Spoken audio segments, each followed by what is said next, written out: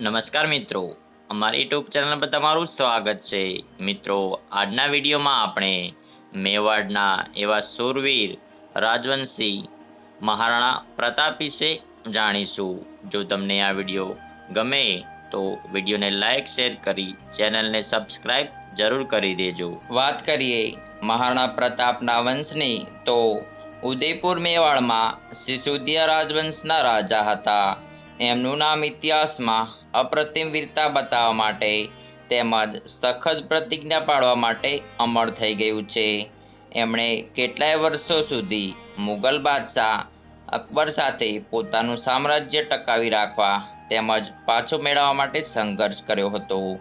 મહારાણા પ્રતાપના જન્મની વાત કરીએ તો 9મી મે 1540માં રાજસ્થાનના પાલી શહેરમાં મહારાણા ઉદયસિંહ અને રાણી જીવંતબાઈના ઘરમાં થયો હતો। કેટલાક ઇતિહાસકારોનું માનવું છે કે તેમનો જન્મ કુંભલગઢ એટલે કે હાલના રાજસમંદ જિલ્લામાં થયો હતો। રાજપૂતાનાને ભારતીય ઇતિહાસમાં ગૌરવપૂર્ણ સ્થાન છે। અહીંના રણબંકુર દેશ જાતિ ધર્મ સ્વતંત્રતાની રક્ષા માટે પોતાનો જીવ બલિદાન આપતા કદી અચકાતા નહીં। તેમના બલિદાન પર આખા ભારતને ગર્વ છે। વીરોની આ ભૂમિમાં રાજપૂતોના ઘણા મોટા અને નાના રાજ્યો હતા જેમણે ભારતની આઝાદી માટે લડ્યા હતા। આ રાજ્યોમાં મેવાડનું પોતાનું એક વિશિષ્ટ સ્થાન છે, જેમાં ઇતિહાસનું ગૌરવ બાપા રાવલ, કુમાન, મહારાણા હમીર, મહારાણા કુંભ, મહારાણા સંઘ, ઉદયસિંહ અને વીર શિરોમણી મહારાણા પ્રતાપનો જન્મ થયો હતો। સવાલ ઊભો થાય છે કે મહાનતાની વ્યાખ્યા શું છે? હજારો લોકોની હત્યા કરીને અકબરને મહાન કહેવામાં આવે છે અને હજારો જીવ બચાવ્યા પછી પણ મહારાણા પ્રતાપ મહાન નથી। ખરેખર બ્રિટિશ અને સામ્યવાદીઓએ આપણા દેશનો ઇતિહાસ લખ્યો છે।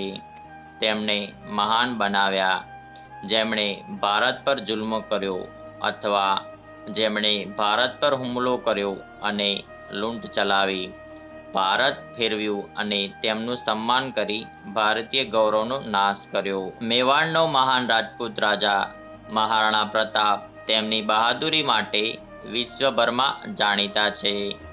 એક રાજપૂત સમ્રાટ કે જેમણે જંગલોમાં રહેવાનું પસંદ કર્યું પરંતુ વિદેશી મોગલોની ગુલામી કદી સ્વીકારી નહીં। તેઓએ દેશ ધર્મ અને સ્વતંત્રતા માટે બધું બલિદાન આપ્યું। અકબરના સત્યને કેટલા લોકો જાણે છે અને મહારાણા પ્રતાપની બલિદાન અને સંઘર્ષને કેટલા લોકો જાણતા હશે? પ્રતાપના શાસન દરમિયાન સમ્રાટ અકબર દ્વારા દિલ્હીનું શાસન હતું, જે ભારતના તમામ રાજાઓ અને સમ્રાટો હેઠળ મુગલ સામ્રાજ્યની સ્થાપના કરીને ભારતમાં ઇસ્લામિક સામ્રાજ્ય ફરકાવવા માંગતો હતો। આ માટે તેમણે નીતિ અને અપૂર્ણતા બંનેનો આશરો લીધો। અકબર 30 વર્ષ સતત પ્રયત્નો કરવા છતાં મહારાણા પ્રતાપને બંધક બનાવી શક્યો નહીં। આમ તો મહારાણા પ્રતાપનો જન્મ 9મી મે 1540માં રાજસ્થાનના કુંભલગઢ કિલ્લામાં થયો હતો, પરંતુ તેમની જન્મ જયંતિ હિન્દી તારીખ પ્રમાણે જ્યેષ્ઠ શુક્લ તૃતીયા પર ઉજવવામાં આવે છે। તેમના પિતા મહારાજા ઉદયસિંહ અને માતા રાણી જીવંત કંવર હતા। તે રાણા સાંગાના પૌત્ર હતા। નાનપણમાં દરેક મહારાણા પ્રતાપને કીકા નામથી બોલાવતા હતા। મહારાણા પ્રતાપની જન્મ જયંતિ દર વર્ષે વિક્રમ સંવત કેલેન્ડર મુજબ જ્યેષ્ઠ મહિનાના શુક્લ પક્ષ તૃતીયા પર ઉજવવામાં આવે છે। મહારાણા પ્રતાપ જ્યારે મોટા થયા ત્યારે ગોંગોળા ખાતે મહારાણા પ્રતાપનો તાજ પહેરવામાં આવ્યો હતો। અકબરના ડરથી રાણા પ્રતાપના પિતા ઉદયસિંહે મેવાડ છોડ્યું અને અરવલ્લી પર્વત પર તંબુ લગાવ્યું અને ઉદયપુરને તેની રાજધાની બનાવી। જો કે મેવાડ પણ તેની હેઠળ હતો। મહારાણા ઉદયસિંહે તેમના મૃત્યુ સમયે તેમના નાના પુત્રને સિંહાસન સોંપ્યું, જે નિયમોની વિરુદ્ધ હતું। ઉદયસિંહના મૃત્યુ પછી રાજપૂત સરદારોએ સંયુક્ત રીતે મેવાડની ગાદી પર મહારાણા પ્રતાપની સ્થાપના ઈસવીસન 1628 ફાલ્ગુન શુક્લ 15 એટલે કે 1 માર્ચ 1576ના રોજ કરી હતી. મહારાણા પ્રતાપના સમયમાં તેમના રાજ્યની રાજધાની ઉદયપુર હતી. રાજ્યની સરહદ મેવાડ હતી. તેમણે 1568 થી 1597 સુધી શાસન કર્યું. યવન ટર્ક્સ સરળતાથી ઉદયપુર હુમલો કરી શકે તેવું વિચારીને અને સામંતવાદીઓની સલાહથી પ્રતાપે કુંભલગઢ અને ગોંગુડાના પર્વતીય ક્ષેત્રને પોતાનું કેન્દ્રીય બનાવવા માટે ઉદયપુર છોડી દીધું હતું. મહારાણા પ્રતાપ મેવાડના ઉદયપુરમાં સિસોદિયા વંશના રાજા હતા. તેમના કુલદેવતા એકલિંગ મહાદેવ છે. મેવાડના રાણાઓના એકલિંગ મહાદેવનું મેવાડમાં ઇતિહાસમાં ખૂબ મહત્વ છે.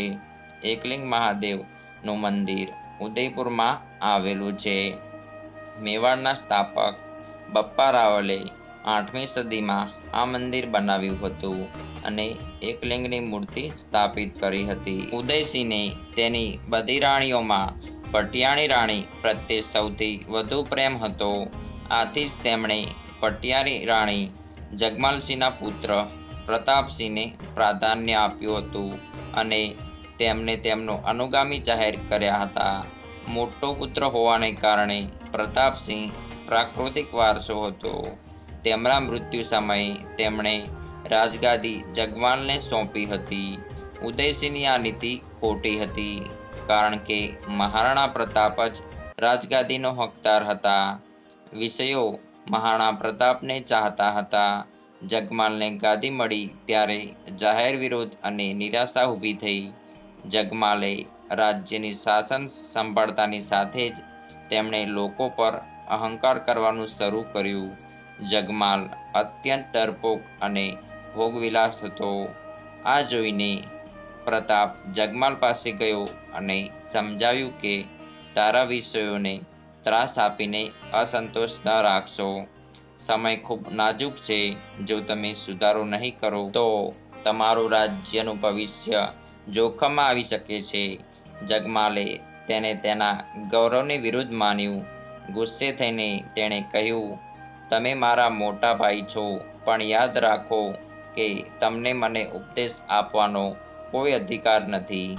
આ સ્થાનનો રાજા હોવાથી હું તમને જ આજે મારા રાજ્યની હદથી આગળ વધવાની વ્યવસ્થા કરવા આદેશ આપું છું. પ્રતાપ શાંતિથી ત્યાંથી નીકળી ગયા અને પ્રતાપ તેની અશ્વગરા પાસે ગયો અને ઘોડાની જીન સજ્જડ કરવાનો આદેશ આપ્યો.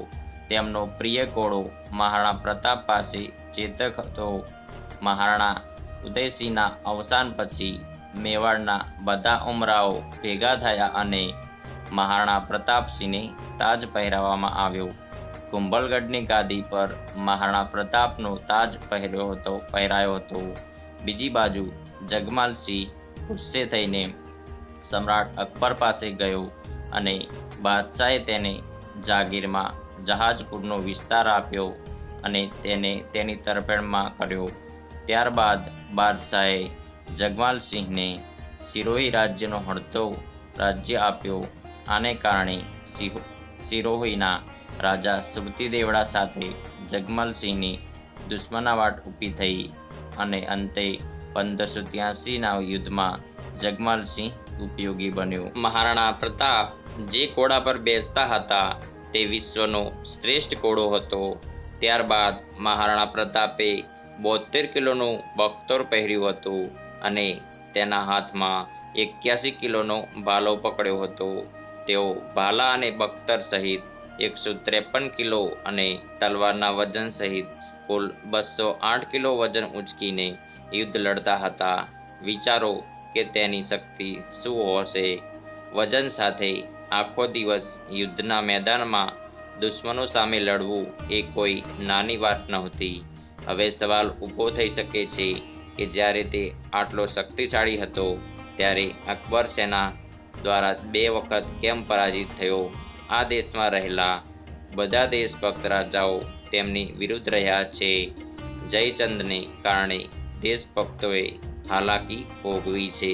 અકબરે મેવાડ પર વિજય મેળવવા માટે અનેક પ્રયાસો કર્યા. અકબર ઈચ્છતો હતો કે મહારાણા પ્રતાપ અન્ય રાજાઓની જેમ તેમના પગલે નમી જાય. મહારાણા પ્રતાપે પણ અકબરની આધીનતા સ્વીકારી ન હતી. અકબરે પ્રતાપ વિરુદ્ધ લશ્કરી અભિયાન શરૂ કર્યું, જેને અજમેર તેનું કેન્દ્ર બનાવ્યું. મહારાણા પ્રતાપ ઘણા વર્ષોથી મુગલોના બાદશાહ અકબરની સેના સાથે અથડાયો. મહારાણા પ્રતાપે મુક્ત આતંકથી મેવાડની ભૂમિને બચાવવા બહાદુરી અને પરાક્રમનો પરિચય આપ્યો. પ્રતાપની બહાદુરી એવી હતી કે તેના દુશ્મનો પણ તેની લડવાની કુશળતાથી સમજી ગયા હતા. ઉદારતા એવી હતી કે અન્યના કબજે કરાયેલા મોગલ બેગમ આદરપૂર્વક તેમને પાછા મોકલવામાં આવ્યા. આ સૈન્ય તેના સાધન મર્યાદિત હોવા છતાં પણ અને જંગલની કંદ ખાઈને લડતા જ રહેતા હતા.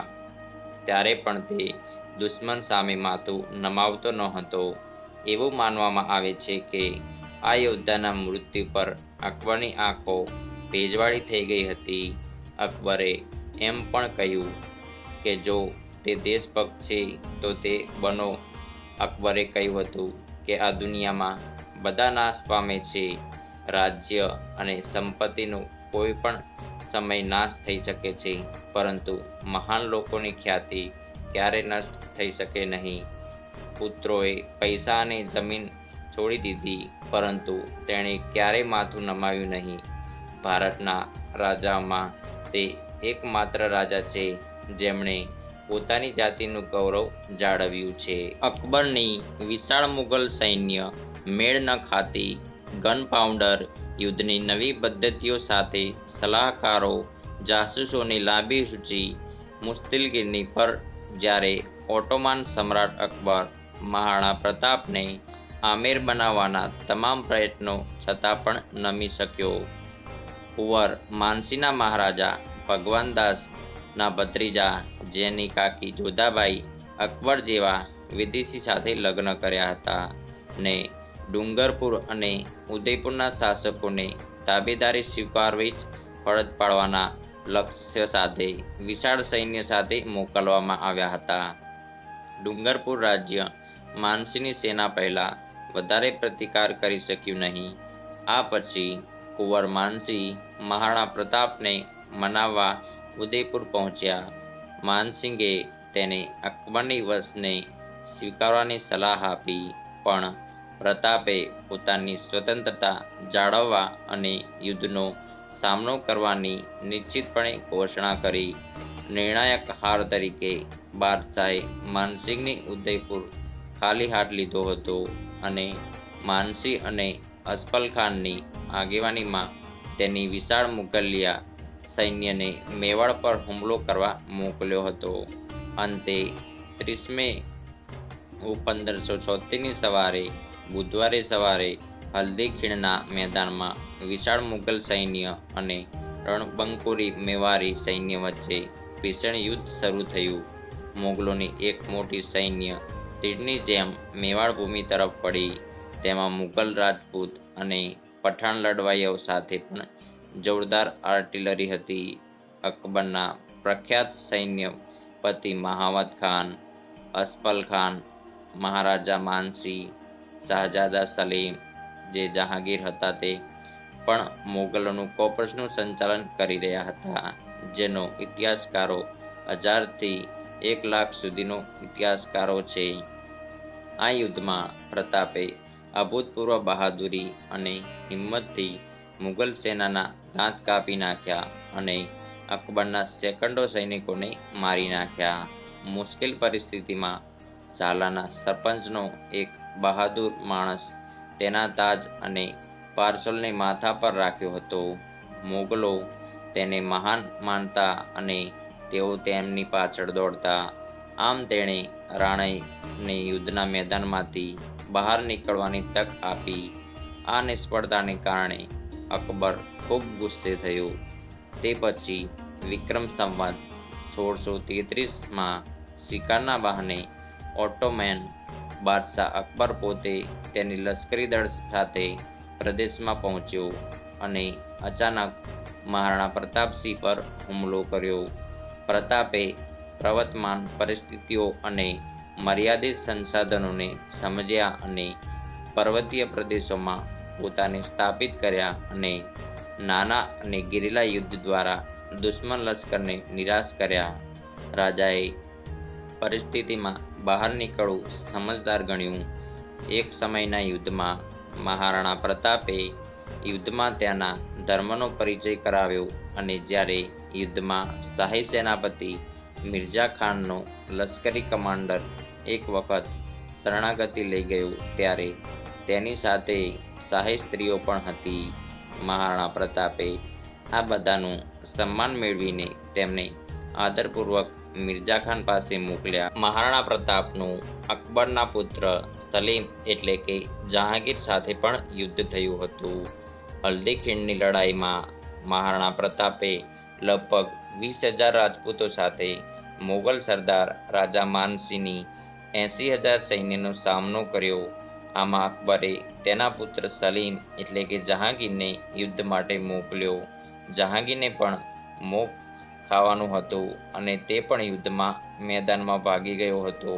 બાદમાં સલીમે તેની સેના ભેગી કરી અને ફરીથી મહારાણા પ્રતાપ પર હુમલો કર્યો અને આ વખતે ભયંકર યુદ્ધ થયું.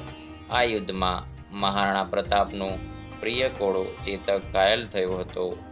રાજપૂતોએ બહાદુરીથી મુગલો સામે લડ્યા, પરંતુ ક્ષેત્રની તોપો અને બંદૂકધારી સજ્જ દુશ્મનોની વિશાળ સૈન્ય સામે આખી શક્તિ નિરર્થક થઈ હતી. યુદ્ધના મેદાન પર ઉપસ્થિત 22,000 રાજપૂત સૈનિકોમાંથી ફક્ત 8,000 બચી રહેલા સૈનિકો કોઈક રીતે યુદ્ધના મેદાનથી છટકી ગયા.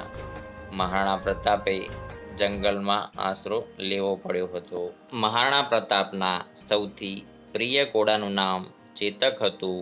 ચેતક ખૂબ જ સમજદાર અને ઝડપી બુદ્ધિવાળો ઘોડો હતો.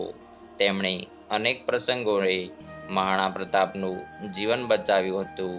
હલ્દી ખીણ યુદ્ધ દરમિયાન પ્રતાપ તેની શક્તિશાળી ચેતક પર સવાર હતો. પર્વત તરફ જઈ રહ્યો હતો ત્યારે તેની પાછળ 2 મુગલ સૈનિકો હતા.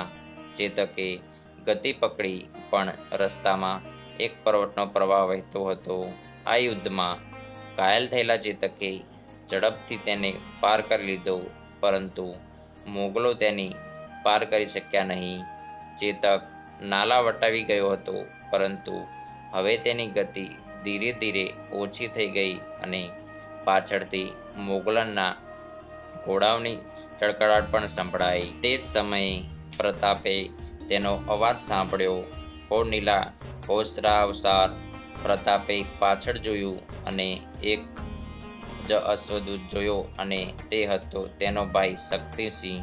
પ્રતાપ સાથેનો વ્યક્તિગત વિરોધ તેમને અકબરનો દેશદ્રોહી બનાવી દેતો હતો અને તે યુદ્ધમાં મેદાન પર મુગલ બાજુથી લડતો હતો.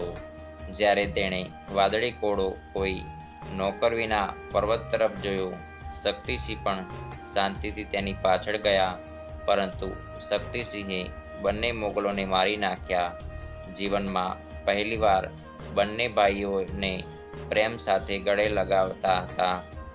તે દરમિયાન ચેતક જમીન પર પડ્યો અને જ્યારે પ્રતાપ તેની કાઠી ખોલીને તેને તેના ભાઈ દ્વારા પ્રસ્તુત કરેલા ઘોડા પર મૂકી રહ્યો હતો, ત્યારે ચેતકે પોતાનો જીવ ગુમાવ્યો. બાદમાં તે સ્થાન પર એક પ્લેટફોર્મ ઊભું કરવામાં આવ્યું હતું, જે આજકાલ સુધી તે સ્થાન સૂચવે છે. હલ્દી ખીણ યુદ્ધ પછી મહારાણા પ્રતાપનો સમય પર્વતો અને જંગલોમાં વિતાવ્યો હતો. તેમની ગેરિલા યુદ્ધ નીતિ દ્વારા તેણે અકબરને ઘણીવાર હરાવ્યો. મહારાણા પ્રતાપે ચિત્તોડ છોડીને જંગલોમાં રહેવાનું શરૂ કર્યું. ઉમરાવો, સુકુમાર રાજકુમારી અને કુમારોને કોઈ રીતે ઘાસના રોટ અને જંગલના તળાવ પર રહેવાની ફરજ પડી હતી. અરવલ્લી ગુફાઓ હવે તેમનો વાસ હતી અને ખડક છાયા મહારાણા પ્રતાપ હવે તેના પરિવાર અને નાના બાળકોની ચિંતામાં હતા. મુગલો ઈચ્છતા હતા કે મહારાણા પ્રતાપ કોઈક રીતે અકબરની આધીનતા સ્વીકારે અને દીને ઇલાહી ધર્મ અપનાવે. આ માટે તેમણે મહારાણા પ્રતાપને ઘણી લાલચ સંદેશાઓ પણ મોકલ્યા, પરંતુ મહારાણા પ્રતાપ તેમના નિર્ણય પર અડગ રહ્યા. પ્રતાપ રાજપૂતાનો તે સમ્રાટ હિન્દુત્વનો ગૌરવ છે જે સૂર્ય આ કટોકટી, બલિદાન, કમજોરીમાં મક્કમ હતો. આ કઠોરતા ધર્મ, દેશ અને તેના સન્માન માટે પવિત્ર છે. ઘણા નાના રાજાઓએ મહારાણા પ્રતાપને તેમના રાજ્યમાં રહેવાની વિનંતી કરી, પણ મહારાણા પ્રતાપે મેવાડને મુક્ત ન થાય ત્યાં સુધી જંગલોમાં રહેવાનું વચન આપ્યું, જેથી મેઘરની ભૂમિને મુગલના આધિપત્યથી બચાવી શકાય.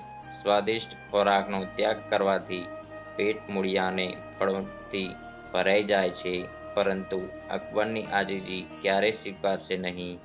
જંગલમાં રહીને મહારાણા પ્રતાપે ભીલોની શક્તિને માન્યતા આપી અને મોરલી લશ્કરને ઘણીવાર ગેરીલા યુદ્ધની મુશ્કેલીમાં લાવ્યો.